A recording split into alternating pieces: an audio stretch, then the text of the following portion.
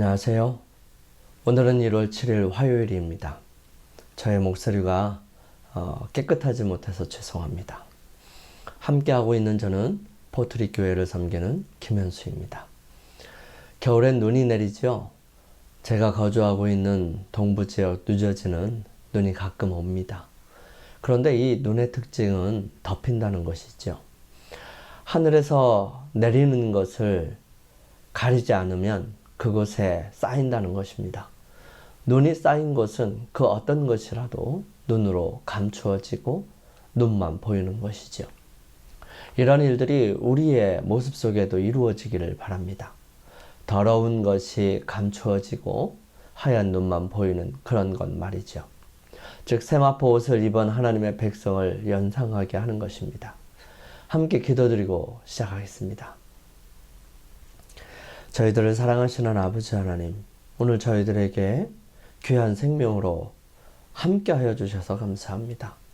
저희들의 모습과 삶의 방식이 늘 언제나 주님 앞에 보시기에 올바르고 온전하지는 않지만 저희들 늘 기도드리며 주님께서 인도하시는 바르고 참된 길을 가려고 주님 앞에 나아갑니다. 오 아버지 하나님, 연약하고 부족한 저희들을 붙들어 주시고 새롭게 하여 주시며 주의 거룩하신 은혜로 저희들의 삶을 인도하시고 붙드셔서 이 세상에서 주님을 증거하는 삶을 살아갈 수 있도록 인도하여 주시옵소서. 주님, 저희들의 마음 속에 늘 언제나 주님을 향한 간절함이 있게 하여 주시고 이 간절함이 다른 사람들에게도 전달될 수 있도록 인도하여 주시옵소서. 특별히 하나님의 모습을 저희들 생각해 보게 될 때 저희들 삶 속에 역사하시는 그 하나님을 분명하고 정확하게 인식할 수 있도록 인도하여 주시며 그런 하나님께 우리의 마음을 고백하고 나눌 수 있도록 도와주시옵소서. 주님, 저희들은 연약하고 보잘것없는 사람들입니다. 하지만 주님께서 저희들과 함께 하실 때 그 인생은 아름다워 보이고 또 그 인생은 가치 있게 됩니다. 주님, 저희들의 마음이 오직 주님의 찾아오심과 인도하심과 저희들을 향한 사랑에 대한 반응을 함으로 온전히 주님의 거룩하신 백성으로 자녀로 살아갈 수 있도록 도와주시옵소서. 사랑의 아버지 하나님, 이 시간도 정말 간절하게 주님 앞에 많은 기도드리는 주님의 백성들이 있습니다.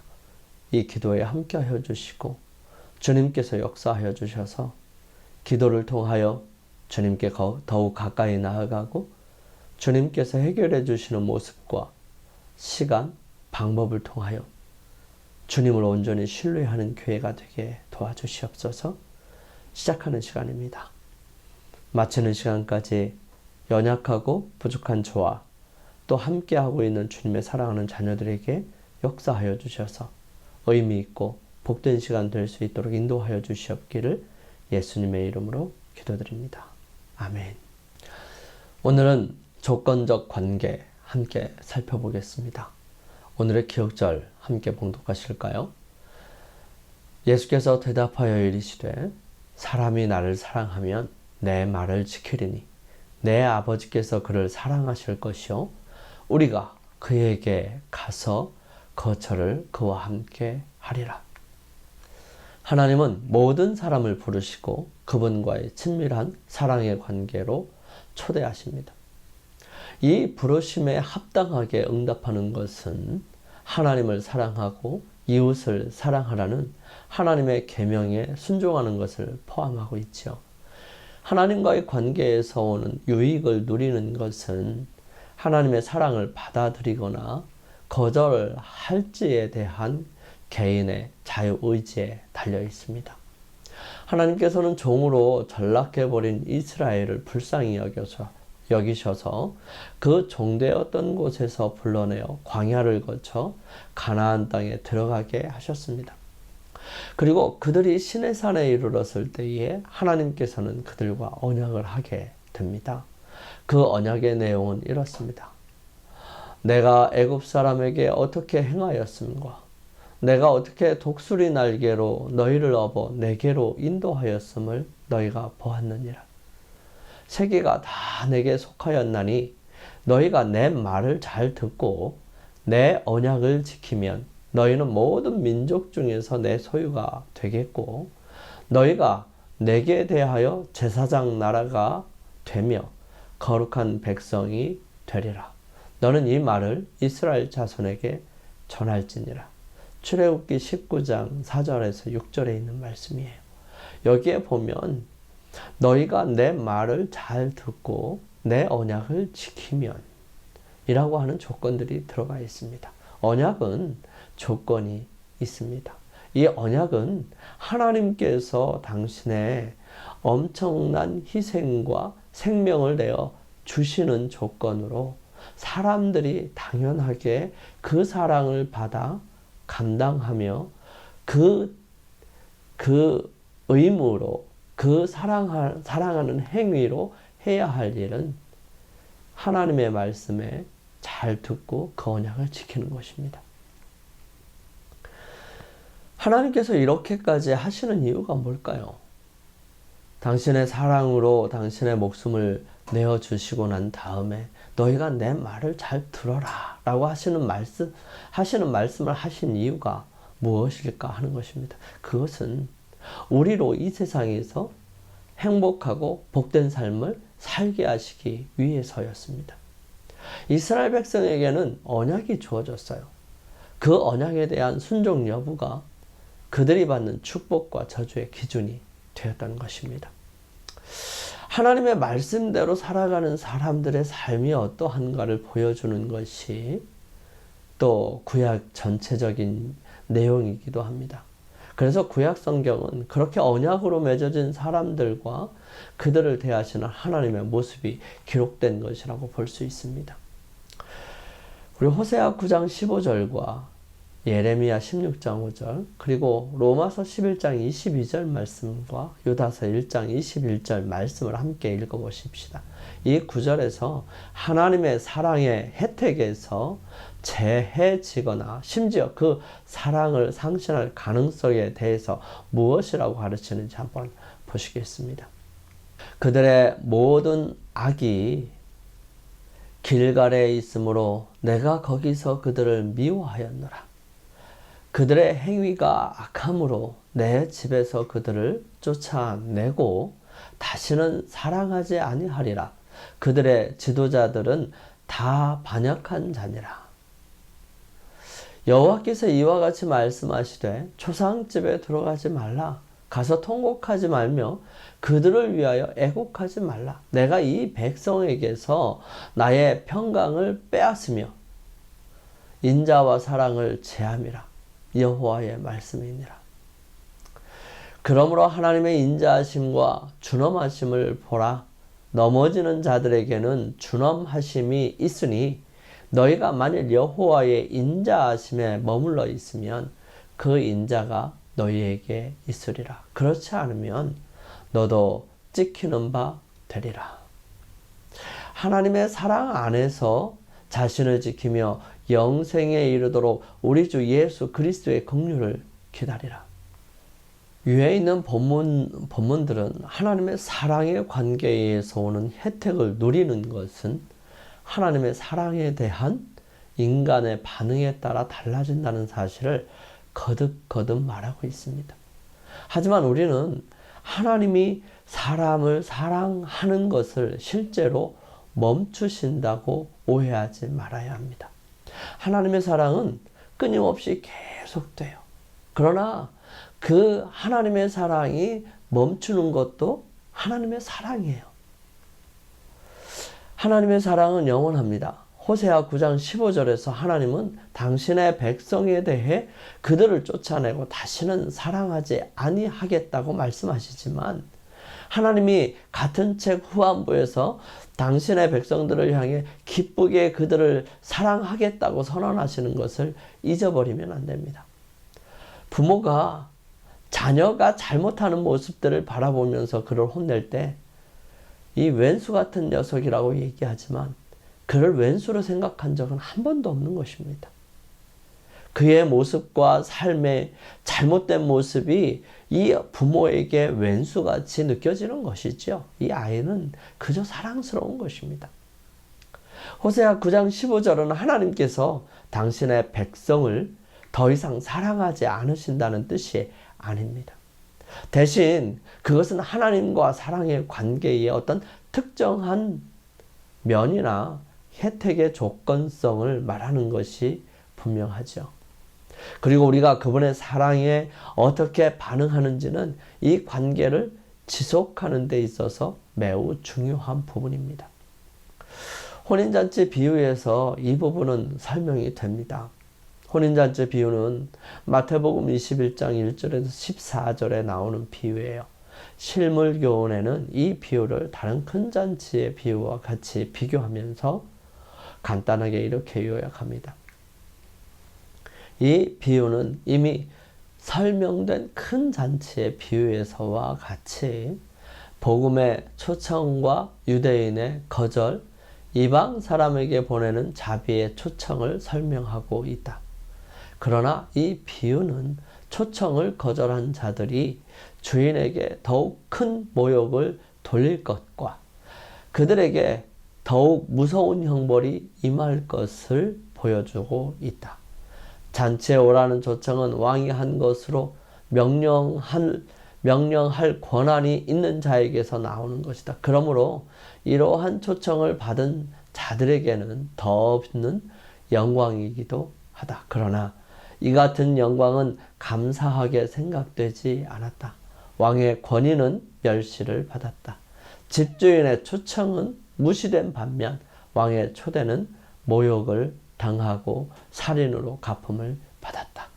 그들은 왕의 종들을 멸시하고 학대했을 뿐만 아니라 그들을 죽였다. 임금은 이런 그들에게 임금이 노하여 군대를 보내어 그 살인한 자들을 진멸하고 그 동네를 불을 놓았다고 이야기합니다. 그들은 모두 임금의 잔치에 들어갈 수 없었고요. 임금의 종들은 큰 거리로 나아가서 아무나 어떤 사람이든 초청하게 됩니다. 큰 거리에 나간 임금의 종들은 악한 자나 선한 자나 만나는 대로 모두 데려왔습니다. 이 무리는 섞인 무리죠. 그들 중에 어떤 이들은 초청을 거절한 자들 못지않게 이 잔치에 초대한 분에게 참된 존경을 나타내지 아니했습니다. 맨 먼저 초청을 받은 사람들은 임금 잔치에 가기 위하여 세속적인 이익을 희생할 수 없다고 생각하였습니다. 그리고 이 초청에 응한 사람들 중에는 저희 자신의 유익만을 생각하는 자들이 있었지요. 그들은 잔치에 푸짐한 음식을 먹기 위해 왔지 임금을 존경할 마음이 있어서 온 것은 아니었던 것입니다. 임금이 손님들을 보려고 들어왔을 때에 각 사람의 본성이 드러났습니다. 그 잔치에 참석하는 모든 손님들을 위하여 예복이 준비되어 있었습니다. 이 예복은 임금이 마련하신 선물이었죠. 손님들은 이 예복을 입음으로써 잔치를 베푼 사람에 대한 존경심을 나타내는 것이었습니다. 그러나 그 중에 한 사람이 평복을 입고 있었습니다. 그는 임금이 요구한 준비를 하지 않았어요. 그는 비싼 값을 주고 마련한 그 예복을 입는 일을 창피스럽게 여겼던 것입니다. 그렇게 함으로 그는 그의 주인을 모독하게 됩니다. 임금이 말합니다. 친구여, 어찌하여 예복을 입지 않고 여기 들어왔느냐?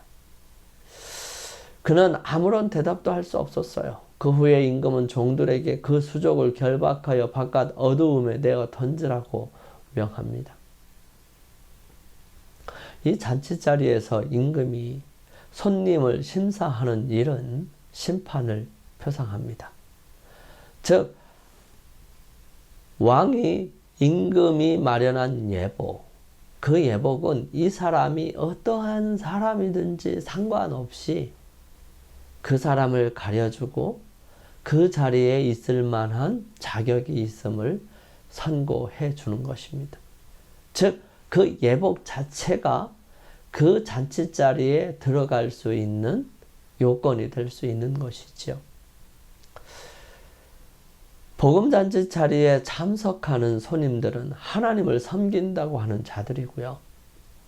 또 이 생명책에 저희 이름이 기록된 사람들이라고 영감의 말씀은 기록합니다. 그렇지만 그리스도인이라고 자청하는 사람들이 다 참된 제자는 아니라는 것입니다. 최후의 상급을 주기 전에 먼저 누가 의인의 유업을 받을 자격이 있는지를 결정해야 합니다. 이러한 결정은 그리스도께서 구름을 타고 재림하시기 전에 있어야 할 것입니다. 그분이 재림하실 때에는 그가 줄 상이 그에게 있어서 각 사람에게 그의 일한 대로 갚아 주실 것이기 때문이지요. 그러므로 예수님께서 재림하시기 전에 각 사람의 행위가 결정될 것이고요. 그것에 따라 그리스도를 따르는 각 사람의 상벌이 결정될 것입니다. 죽은 다음에 결정되는 게 아니에요. 죽기 전에 그들의 삶이 아직 붙어 있을 때에, 생명이 있을 때에 주어지는 것입니다. 결정되는 것이죠. 나의 계명을 지키는 자라야 나를 사랑하는 자니, 나를 사랑하는 자는 내 아버지께 사랑을 받을 것이요 나도 그를 사랑하여 그에게 나를 나타내리라. 예수님께서는 제자들에게 너희가 나를 사랑하고 또 내가 하나님께로부터 온 줄을 믿었으므로 아버지께서 친히 너희를 사랑하신다라고 선포하십니다.